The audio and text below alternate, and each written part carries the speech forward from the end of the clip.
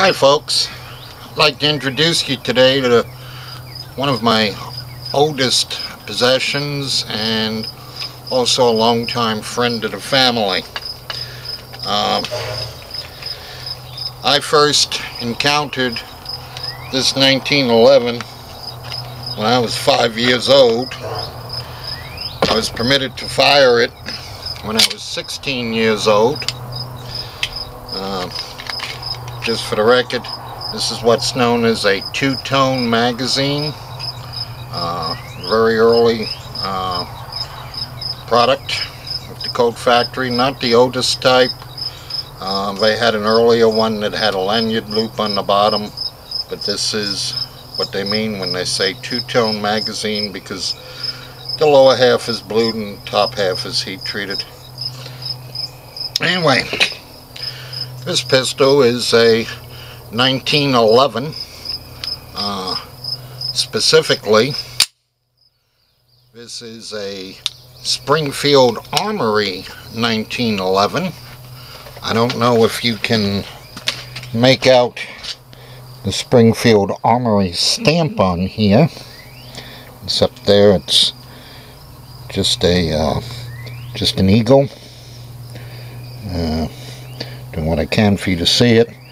There's not much bluing left on this pistol. The reason for that is it's been carried an awful lot. My grandfather was issued this pistol when he went into the US Army, World War I. He carried it in France, went through several battles with it. It was allegedly a very good pistol, and somehow or other, I don't know if he purchased it or what, but when World War I ended, he acquired it. When my father, he kept it, and when my father joined the US Army in early 1942, his father gave him this old service pistol. You say it was made in Springfield Armory, and that dates it as being 1913. Front sight is integral with the frame. That is, they were milled together. It's not a removable front sight. It doesn't fly off like the Colt front sights did. Wide spring, wide hammer spur, and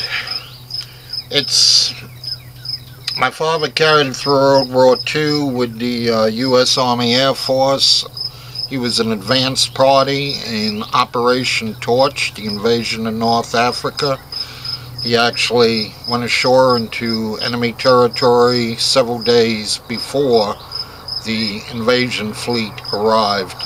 His mission was to scout out possible landing bases for US Army Air Force airplanes.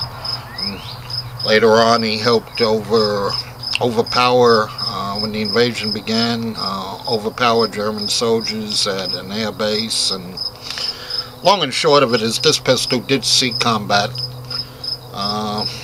It remained in the family. My father brought it home from World War II. Sadly, by then his father was dead, so he couldn't return it. Later on, in the 1970s, when I joined the US Army, my father gave it to me. And it's done good service throughout the years. I think I have fired at least 5,000 rounds through it, maybe more. My father fired a similar amount of rounds through it. I have no idea how many shots his father fired through it. We've had two issues creep up in the 100+ years since this gun was made. One was during World War II, in some kind of an incident. My father cracked the factory issue wood grip panel, and later on he replaced it with, as many Army Air Force personnel did, replaced it with see-through plexiglass from his bomber. That was the issue he ran into. In my case, during an extended firing session at Bolling Air Force Base in Washington, D.C., and one day I ran through 1,400 rounds, and at the end of the day, when I took the gun apart for cleaning, I discovered that the firing pin stop, which is a little metal plate back here, had at some time or another cracked into during the day. Why? I don't know. All I can tell you is even back then, that little tiny piece of metal was over 70 years old. So I replaced that breakable part with a new part. And I have fired World War I ammo through it. I have fired World War II ammo through it. I have fired modern commercial ammo through it. It was originally designed for what's called hardball. That's this ammunition here, 230 grain, full metal case. However, this gun has been fired so much that the feed ramp has been worn smooth. One of the advantages of a wide spur front hammer is it allows lowering the hammer safely, which many of the newer modern hammer designs do not. You can literally grab the spur and hold it.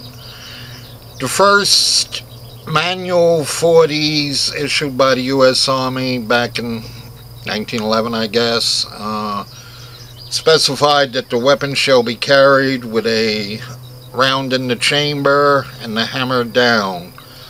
This was because at that time the Army still had horse soldiers, and cavalry was the driving force behind the purchase of this weapon.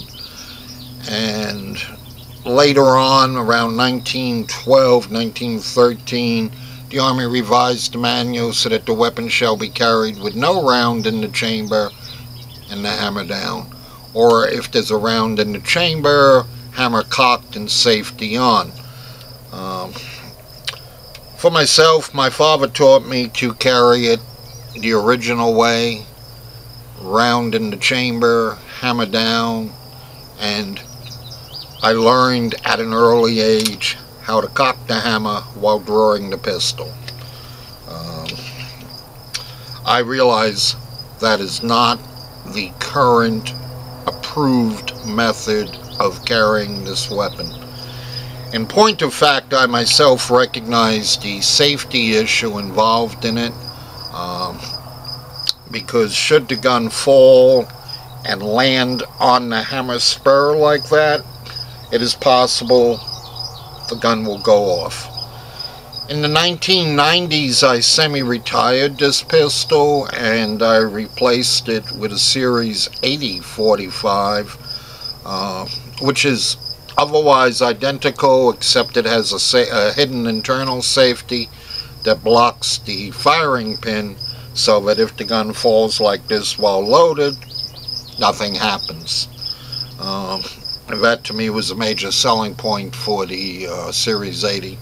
Because by then I'd been in several scuffles and armed encounters using this, and safer is always better, so I went with a Series 80. That doesn't mean I don't trust this pistol. I trust it with my life and have done so on many times.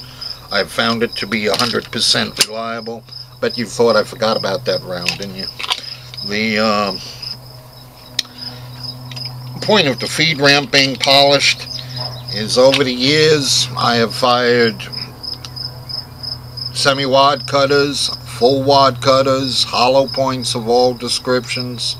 They all feed through this pistol with no problem. In fact, what I'd like to do today